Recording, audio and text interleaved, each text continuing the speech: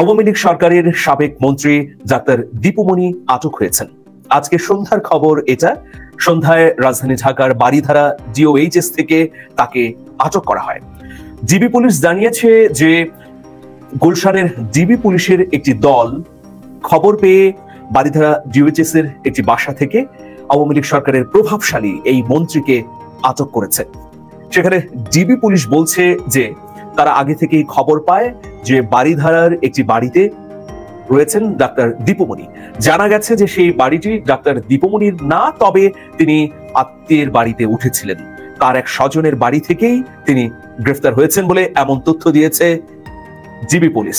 প্রিয় বন্ধুরা, যাই হোক, বিশ্লেষকরা অন্য কথা বলছেন। বিশ্লেষকরা বলছেন যে তিনি সম্ভবত সেনা হেফাজতে ছিলেন। তারপর রাজনৈতিক এবং আইন শৃঙ্খলা পরিস্থিতি যখন খানিকটা স্বাভাবিক হয়েছে, উত্তরণ ঘটেছে, তখন তিনি সেনা হেফাজত থেকে বেরিয়ে এসে একটি বাসায় উঠেছেন। পুলিশ সেই বাসা থেকে তাকে আটক করেছে। চাঁদপুরের একটি মামলায় ইতোমধ্যে তাকে গ্রেফতার দেখানো হয়েছে। বন্ধুরা, আপনারা জানেন যে সাবেক প্রধানমন্ত্রী শেখ হাসিনার খুবই ঘনিষ্ঠ একজন নেতা ছিলেন ডাক্তার দীপুমণি। তার রাজনৈতিক উত্থান শেখ হাসিনার হাত ধরেই। চাঁদপুরের এই রাজনৈতিক নেত্রী বিভিন্ন সময়ে আলোচিত এবং সমালোচিত হয়েছেন।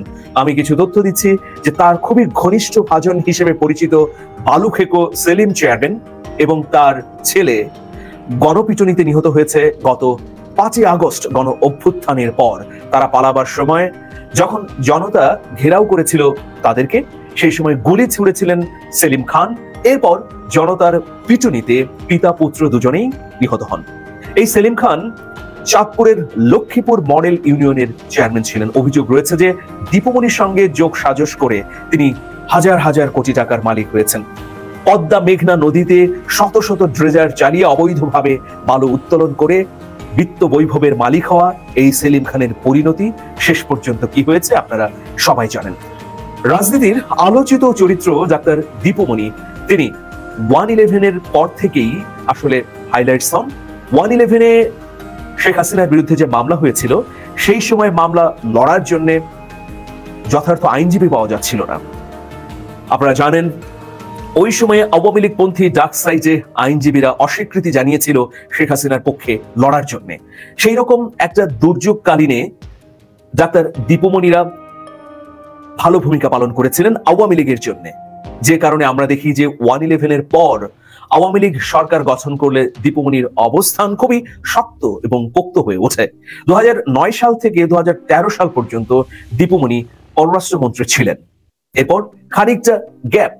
আবার যখন 2019 সালে আওয়ামী লীগ ক্ষমতায় এলো একতরফা নির্বাচনের মধ্য দিয়ে, তখন দীপুমণি হলেন শিক্ষামন্ত্রী। আর এবার মানে 2024 নির্বাচনের পর তাকে করা হয় সমাজ কল্যাণ মন্ত্রী। শিক্ষামন্ত্রী থাকাকালীন দীপুমণির বিরুদ্ধে শিক্ষা ব্যবস্থাকে বিকৃত করা এবং পাশের একটি দেশের প্রেসক্রিপশনে পুরো খোল নলচে পাল্টে দেওয়ার অভিযোগ করেন অনেকে। দীপুমণি তার যে নির্বাচনী এলাকা চাঁদপুর, সেই চাঁদপুরে সেখানে একটি মামলা দেখানো হয়েছে এবং সে মামলায় মূলত তাকে গ্রেফতার করা হয়েছে। এবং আমি যদি একটু জানিয়ে রাখি, চাঁদপুর জেলা বিএনপির সভাপতি শেখ ফরিদ আহমেদ মানিকের বাড়িতে হামলা হয়েছে এবং সেই হামলায় অগ্নিসংযোগের ঘটনায় ডাক্তার দীপুমণিকে আসামি করা হয় এবং তার বড় ভাই, একই সাথে আওয়ামী লীগের 5 শতাধিক নেতার নামে কিন্তু যে মামলা করা হয়েছে এবং সেই সাথে সেই মামলায় কিন্তু তাকে গ্রেফতার করা হয়েছে। এবং সেই সাথে যদি আমরা একটু জানিয়ে রাখি, গত 18 জুলাই সন্ধ্যা 7টায় শত শত আওয়ামী লীগ নেতা কর্মী দেশীয় অস্ত্রশস্ত্র শেখ ফরিদ আহমেদ মানিক মনিরা ভবনে হামলা চালায়, অর্থাৎ যেগুলো চাঁদপুরের ঘটনা মূলত, অর্থাৎ তাকে যে গ্রেফতার করা হয়েছে সেই ঘটনা প্রেক্ষিতে, চাঁদপুরের ঘটনা মামলাগুলোর প্রেক্ষিতে কিন্তু তাকে গ্রেফতার দেখানো হয়েছে। প্রিয় বন্ধুরা, আমরা দেখছি যে দীপুমণি আজকে আটক হলেন, তাকেই তোমাদের গ্রেফতার দেখানো হয়েছে চাঁদপুরের মামলায়। আস্তে আস্তে তার বিরুদ্ধে আরো অনেক মামলা হবে, সেই রকমই তথ্য আমরা পাচ্ছি। তবে শুরুতেই যে তথ্যটি দিলাম যে বিশ্লেষকদের ধারণা তিনি সেনা হেফাজতে ছিলেন। প্রিয় বন্ধুরা, আপনারা জানেন যে 18ই আগস্ট 2024 তারিখে আইএসপিআর মানে সেনাবাহিনীর আন্তঃবাহিনী জনসংযোগ পরিদপ্তর, 3 বাহিনীর গণমাধ্যম মুখপাত্র হিসেবে এটি কাজ করে। সেই আইএসপিআর একটি বিবৃতিতে তাদের কাছে হেফাজতে থাকা ব্যক্তিদের সম্পর্কে স্পষ্ট একটি ধারণা দেয়। সেই তথ্যটি আমি আবারও উপস্থাপন করছি যে সেনানিবাসের অভ্যন্তরে প্রাণ রক্ষার্থে রাজনৈতিক ব্যক্তি সহ সর্বমোট 626 জনকে বিভিন্ন সময়ে আশ্রয় দেওয়া হয়েছে। আইএসপিআর জানায় গত 5 আগস্টে রাজনৈতিক পথ পরিবর্তনের প্রেক্ষাপটে সারা দেশে আইন শৃঙ্খলা পরিস্থিতির ব্যাপক অবনতি হয়। এ সময় প্রাণনাশের আশঙ্কায় কতিপয় রাজনৈতিক ব্যক্তিবর্গ সহ বিভিন্ন শ্রেণী পেশার নাগরিকগণ সেনানিবাসে আশ্রয় প্রার্থনা করেন। এর পরিপ্রেক্ষিতে বিচার বহির্ভূত কর্মকাণ্ড রোধ, জীবন রক্ষা এবং আইনের শাসন সমুন্নত রাখার লক্ষ্যে জীবন বিপন্ন 24 জন রাজনৈতিক ব্যক্তিত্ব, 5 জন বিচারক, 19 জন বেসামরিক প্রশাসনের কর্মকর্তা, 18 জন পুলিশ অফিসার, 487 জন পুলিশের বিভিন্ন পর্যায়ের সদস্য, বিভিন্ন পাবলিক বিশ্ববিদ্যালয়ের কর্মকর্তা সহ বিবিধ 12 জন এবং 51 জন পরিবার পরিজন সহ সর্বমোট 626 জনকে বিভিন্ন সেনানিবাসে আশ্রয় দেয়া হয়। রোববার মানে গতকাল দেয়া এই প্রেস বিজ্ঞপ্তিতে আরো বলা হয়েছে যে পরিস্থিতির উন্নতি সাপেক্ষে 615 জন স্ব উদ্যোগে সেনানিবাস ত্যাগ করে।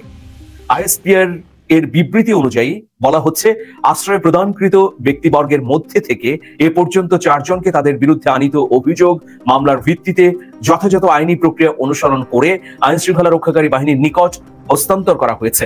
বর্তমানে আশ্রয়প্রাপ্ত 3 জন, তাদের পরিবারের 4 জন সদস্য সহ মোট 7 জন সেনানিবাসে অবস্থান করছে। এক্ষেত্রে সেনাবাহিনীর পক্ষ থেকে সংশ্লিষ্ট মন্ত্রণালয়কে সকল তথ্যাদি প্রদান করা হয়েছে।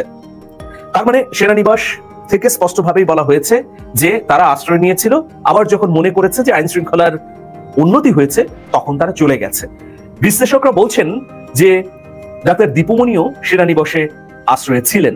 এরপর পরিস্থিতি খানিকটা উন্নতি হলে তিনি সেনানিবাস থেকে বেরিয়ে এসে বারিধারা ডিওএইচএস এ একটি বাসায় ওঠেন।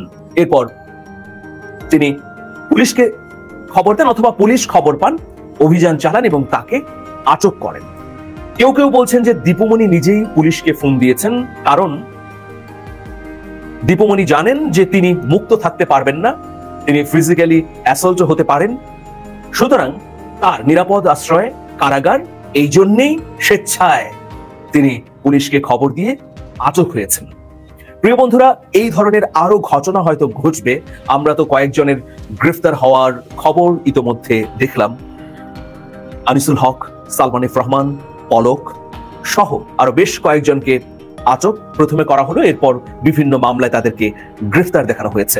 অনেকে প্রশ্ন করছেন যে যারা খুবই গুরুত্বপূর্ণ ছিল আওয়ামী লীগ সরকারের সময়ে তাদেরকে কেন ছেড়ে দেওয়া হলো বা তারা এখন কোথায় আছেন? তারা কি দেশেই আছেন নাকি দেশ ছেড়ে পালিয়েছেন বিভিন্ন পন্থায়? এই প্রশ্নটি কিন্তু এখন রাজনীতির ময়দানে এবং সাধারণ মানুষের মধ্যে ঘুরে ফিরে উচ্চারিত হচ্ছে। তবে একটি বিশ্বস্ত সূত্র বলছে যে এই সপ্তাহ তো বটেই, আগামী সপ্তাহেও বেশ কয়েকজন ভিআইপি রাজনৈতিক আওয়ামী লীগের নেতা গ্রেফতার হবেন। সেগুলো কিভাবে হবেন? সম্ভবত ধারণা করা হচ্ছে যে সেনাবাহিনী যাদেরকে ছেড়ে দিয়েছে তারা এই মুহূর্তে বিভিন্ন জায়গায় আশ্রয় নিয়ে আছেন, এদেরকে পুলিশ খুঁজে বের করে আইনের আওতায় নিয়ে আসবে, এরকমই ধারণা করা হচ্ছে এবং ওই সংশ্লিষ্ট তথ্য মারফত আমরা খবর পেয়েছি। প্রত্যেকের বিরুদ্ধেই হত্যা মামলা সহ দুর্নীতির নানা অভিযোগ রয়েছে। দীপুমণির বিরুদ্ধেও রয়েছে। প্রাথমিকভাবে দীপুমণির বিরুদ্ধে চাঁদপুরের একটি মামলায় গ্রেফতার দেখানো হয়েছে।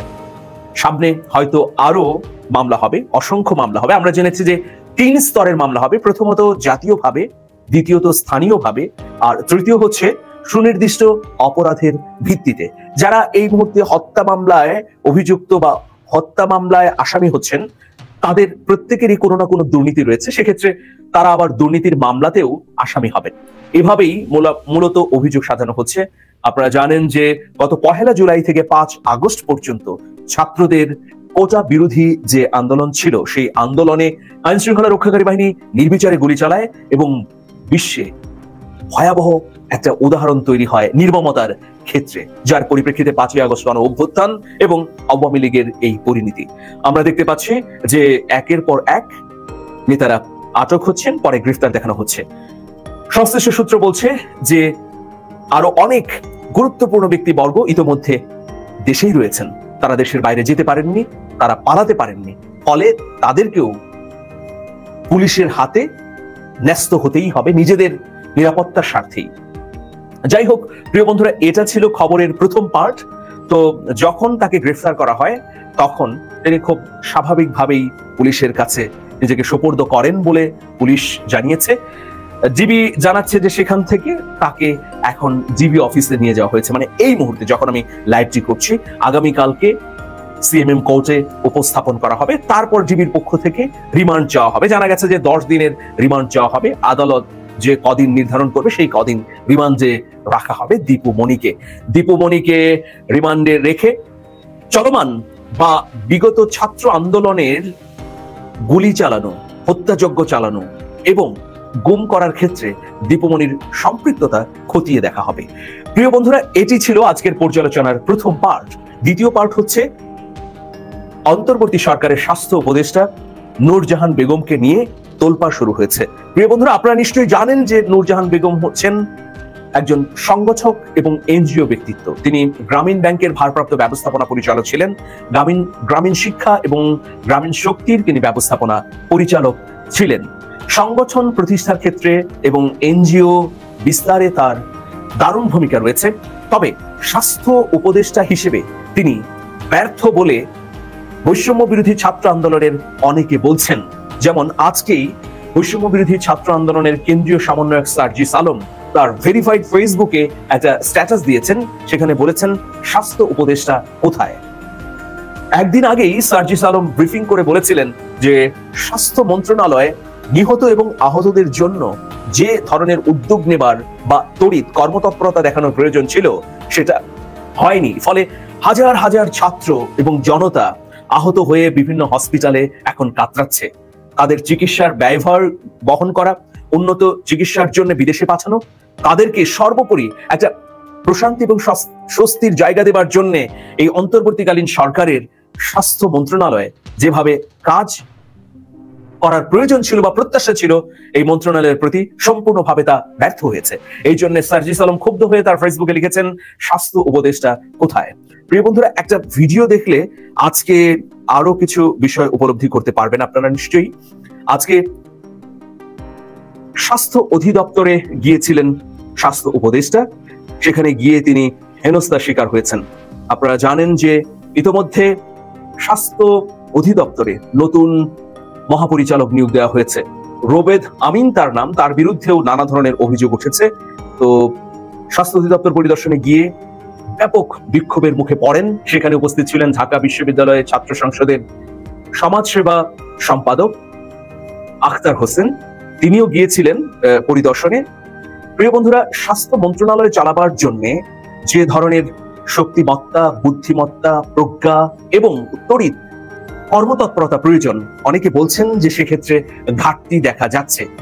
ছাত্ররা দাবি করছে যে প্রথমত নিহতদের বা শহীদদের তালিকা প্রস্তুত করা, পূর্ণাঙ্গ একটি তালিকা প্রস্তুত করা, শহীদ পরিবারের কাছে সাহায্য সহযোগিতা পৌঁছে দেয়া।